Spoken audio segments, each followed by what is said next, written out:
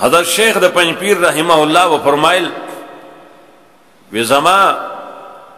زیادہ کلی کی مشینو پنجپیر سره نږدې زیادہ کلی دی او هغه د نورو نه به ما ارزان ونی دانی ولا دغه کولی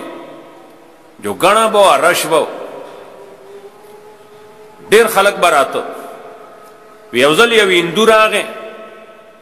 وزه تلوما نور نوکر به هغه نوکر به دا کار کو چې القرآن دې تکل اوسګارو راغل دي اقا مخکنه رضی والا دی بل شان دی اقا بای بل نه دا بل دی دا هغه رضی جمعه والا نه دی دا بل دی ټیک شو وزا سے ناسه متلو ما حساب لا بزافته کی لسرد شلو کې بتلم وزا ناسه ما کټ باندې ویندوراغه هغه ما ته وی چې استاد جی ته د خپل د نوکر ته دی وایا چې سما دا دانی مخ کی په ما تاجیرا ما سیټه ولی خیر دی وی زمنګ نن لری لری نه وی پلار می مړو ډېر ورځې مخکې او د لری لری نه زمنګ پنډتان راغل دي لکه د هغو مولیان د هغوی د مذهب پوه خلک او تعدیده ملمانه دي نو که زما وړه مخکې شي نو ښه به وي ما هغه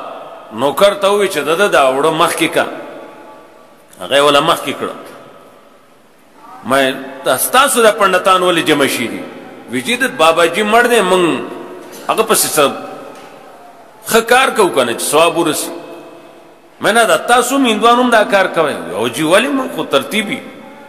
او دا پنډتان راځي او موږ ته وایي چې داسې وکړئ نو داسې به شي داسې وکړئ نو داسې به شي مړی به ستاسو خوشحاله مې ښه مې دا څه ځای کې ناست دي وی زمونږ دیره کې ناست دي ما یې صاحب نوم به هغو اخیسته دی هغه هندو ما یې زه راځم به وی چې زمونږ مېلمانو بېزتي به وشي مې زما ستا مېلمه سره کار څه دی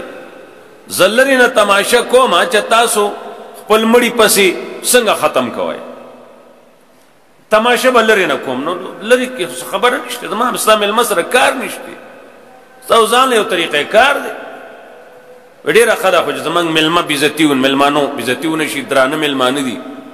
پنډتان دي لکه د هغو مولیان شیخ القرآن رحمت الله علیه فرمایل وی زه لاړم دا لوی لوی پنډتان ناست دي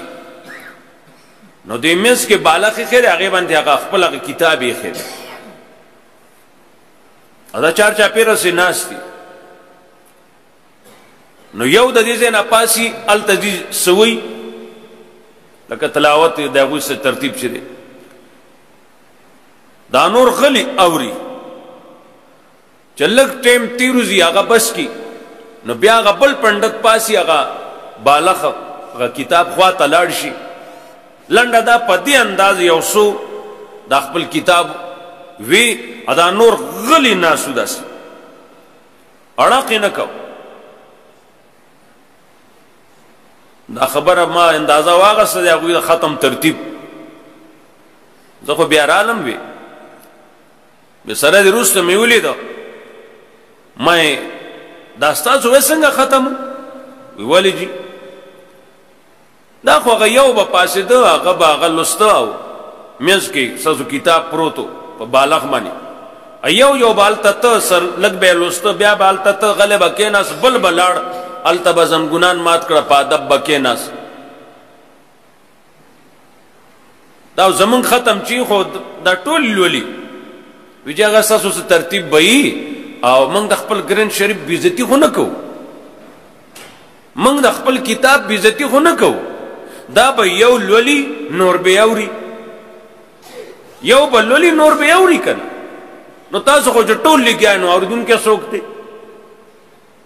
یا سړی مې ستا را پنډتان زما د پنډتانو نه ښه دي ښه زمونږ پنډتانو خو د قرآن بېزتي وکړه دی هم لګیا دی هغه هم لګیا دی یو شور دی او جو لولي هم نه کله 2 پاڼې پکې واړی کله 3 پاڼې پکې واړی د چا څه کار د ستا پلار سره زما کار سره خدای بخیه که نه بخي زه ولې لولم که ولولم نه خپل پلار پسې وله نه بخم ستا پلار پسې بخم دومره زه ښه سړی شم سړی ستاسو دا ختم مې خوښ شه ښه وي دا جي یو بل لولي په ادب او ځي به هغه کتاب خواته وی زمون خو زر زر ځینې ځایونو کې پاڼې وویشي رسال دا یو پاره وویشي ځینې ځای کې چې قرآن وله ورکي جو هغه زر زر څه ټکې پکې ووایه که ونه وایي خو زم څه وایي نو ستاسو ختم د ادب ختم دی ښه الله اکبر نو خلک یې په دې مشغول کړی ماړه هم نشلل د عزت ژوند یې هم تېر نه که لاړل قبرونو ته ورسېدل د قوم مال او د قوم عزت او د قوم ایمان دا ټول یې اخیستی و او هر څه یې تباه برباد کړ لاړ هغه دورو اوس د الله یووالی بیا نو ډوډۍ هم شته هر شی شته دی هغه وخت سره دومره څه شی نه و هسې خلکو خپل ایمان خراب کړ لوی کار د خدای حکم قوم ته ښودل دا ډېر لوی کار دی په دنیا کې ډېر لوی کار دی او د دې معاشرې اصلاح دپاره الله رب العزت پوهېده نو دا کتاب یې لیږل لوی د افسوس مقام دا دی چې مخلوق ذهن ته تر اوسه دا نه راځي چې دا داسې یو کتاب دی چې دې باندې امي هم پوهېږي بل هم پوهېږي نو رالل زمونږ مولیان هغوی یاره امي خو پې نه پوهېږي تا له په خپله رور نه راځي نو امي پې ځکه نه پوهېږي تا له که راتلی ته و پې امي پوه کړی 2 قسم پوهېدل دي یو سړی مفسر جوړیږي عالم جوړیږي هغه له پکار دا صرف نحو اصول معنی دا قصې به کوي هغه پوه د تفسیر هغې له نور علوم لګي یو د خلکو هدایت چې هغوی په یو مسله پوه شي دې باندې امین څه کوي چې ړون پې هم پوهېږي سترګو والا څه کوي چې ړون پې هم پوهېږي او پوه کړي دي زمونږ شیوخو باندې الله رحمتونه ولیږي ړانده پې پوه کړي دي